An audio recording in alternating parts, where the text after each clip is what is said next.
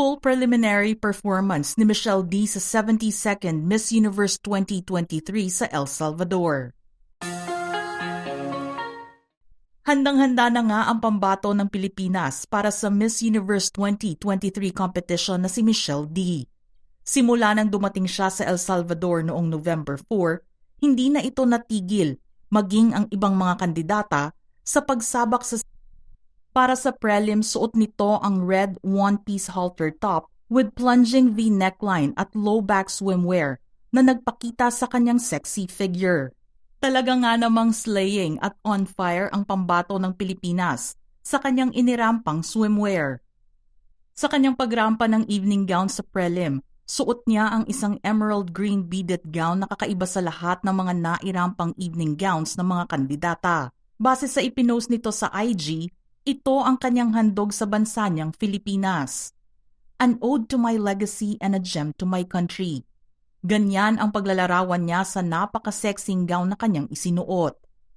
Lutang na lutang nga ang kagandahan ni Michelle sa estilo ng kanyang gown.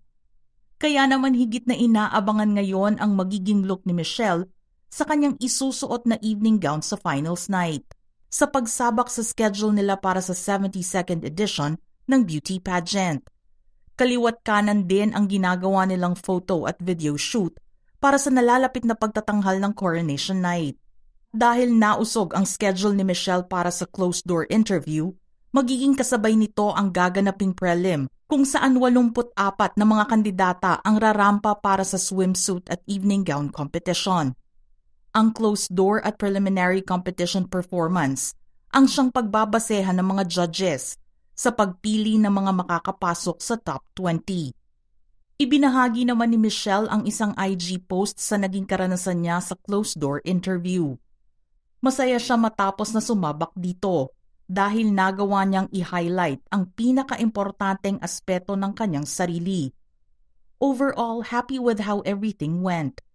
Glad that I was able to highlight the most important aspects about my individuality, and I pray that it was well received and understood by the judges. Suot niya ang hot pink ensemble na mini semi-backless dress na may malalaking ribbons bilang accent sa bandang ibaba ng damit na naging tatak ng designer na si Mark Baumgartner. Tinernohan niya ito ng simpleng black stilettos na gawa ni Jojo Bragais at black hobo bag na galing din kay Mark Baumgartner. Preliminary competition pa lang ay napuno na ng mga pageant fans ang venue ng Miss Universe 2023 pageant sa Gimnasio Nacional Jose Adolfo Pineda sa San Salvador. Malakas na hiyawan naman ang narinig sa mga Pinoy na nagsidalo sa prelim para magpakita ng suporta sa kandidata ng Pilipinas. Kakaiba rin ang naging atake ni Michelle sa pagpapakilala niya sa kanyang sarili. Naisip niya na dahil Espanyol ang salita sa El Salvador, walang ibang magandang paraan ng pagpapakilala sa bansang kinakatawan kundi ang gamitin din ang kaparehong wika ng host country. Ginamit nito ang salitang Filipinas sa kanyang introduction para sa Philippines, na siyang Spanish term ng bansa. Siya ang kauna-unahang Pinay candidate na gumawa nito sa buong kasaysayan ng Miss Universe pageant.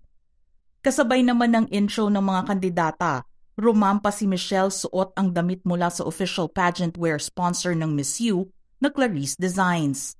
Isa itong grayish-blue V-neck spaghetti strap gown with flowers as accent at dangling diamond hoop earrings. Simple and sleek ang naging ayos ng kanyang buhok na siya ring tumatak bilang kakaibang MMD hairstyle. Ang swimwear naman na isinuot ng mga kandidata ay mula sa likha ni Ruben Singer na ipinakita ni reigning Miss Universe Arbony Gabriel. 4 na disenyo ang inilabas ng designer para rito. Ang isang disenyo ay jewel tone na may bandeau top at high-waisted bottom. Ang ikalawa naman ay isang one-piece halter suit na kulay pastel na may plunging V neckline at low back. Ang ikatlo naman ay may metallic fabric na may shoulder details at may peekaboo cutout sa gilid. Ang panghuli ay isang one-piece suit na may mababang V neckline at overlay ng fabric sa isang bahagi ng upper portion nito. Singer swimwear na white with black geometric prints at asymmetrical neckline sa isang pageant activity.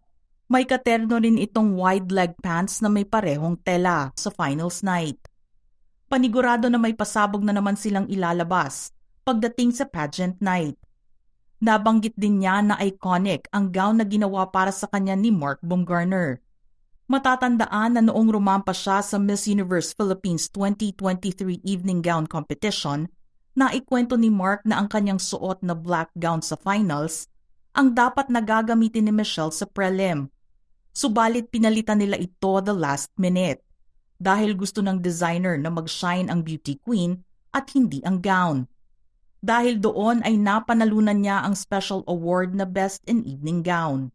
Ipinakita nga ni Michelle ang pagiging experienced at confident sa harap ng mga manonood at ng selection committee kung saan kasama ang isang Filipino-American physician na si Dr. Connie Mariano. Pursigido rin si Michelle sa pagsulong ng kanyang Voice for Change entry na nakatuon sa pagtanggap ng autism inclusivity at empowerment. Ang pagkakaroon niya ng 2 kapatid na nasa autism spectrum ang nagpalapit sa kanyang puso ng advokasiyang ito. Pinarangalan siya bilang Goodwill Ambassador ng Autism Society Philippines noong January 2020 at kasalukuyang chairman ng Global Spectrum Initiative na naglalayong magamit ang kapangyarihan ng teknolohiya na makapagbigay ng pagkakataon sa mga individual na nasa spectrum. Samantala, hindi naman makakadalo ngayong taon ang National Director ng Miss Universe Philippines na si Shamsi Supsupli. Inihayag niya sa kanyang IG account na kinailangan niyang kanselahin ang kanyang pagbiyahe patungong El Salvador ng last minute dahil sa ilang commitments dito sa Pilipinas.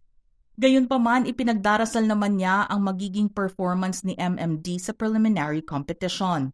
At natupad nga ang idinasal ng mga kababayan dahil sa pagkakapasok ni Michelle D sa 10 silver finalists. At mula sa mga ito, kukuha sila ng 3 gold queens na gagawin sa mismong finals night. Sa November 18 nga, petsa sa El Salvador, November 19 naman sa Pilipinas, ang coronation rites ng Miss Universe 2023. Magsisimula ang pageant sa pamamagitan ng pagbanggit ng top 20 placements, kung saan ang nanalo ng fan vote ay otomatikong makakakuha ng pwesto sa semifinals. Ang mga nakapasok na semifinalists ay muling sasabak sa swimsuit round bago ihayag ang top 10 delegates. Susunod naman dito ang evening gown competition. Matapos ay iaanunsyo na ang top 5 finalists na siyang magpapatuloy sa interview round kasama ang esteemed selection committee. Pagkatapos nito ay papangalanan na ang top 3 queens. Ang bawat isa sa 3 finalist ay sasagot sa isang common question at bibigyan ng specific time upang maihatid ang kanilang sagot. Kasunod nito ay matutunghayan na ang final look at doon na rin babanggitin ang pangalan ng bansang mag-uuwi ng 2023 Miss Universe crown.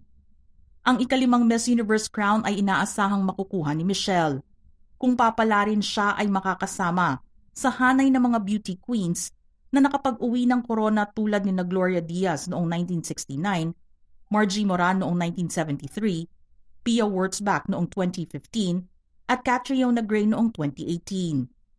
Ang 2023 edition ng Miss Universe, ang ika-2 edisyon ng Miss U matapos mabili ang franchise nito ng Thai media company na JKN Global Group, na pagmamay-ari ng Thai businesswoman na si Anja Krajutatip.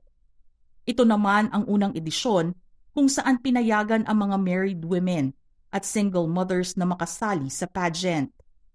Mga ka-showbiz peeps, gusto naming marinig ang inyong reaksyon sa ating istorya ngayon. Just send in your comments below.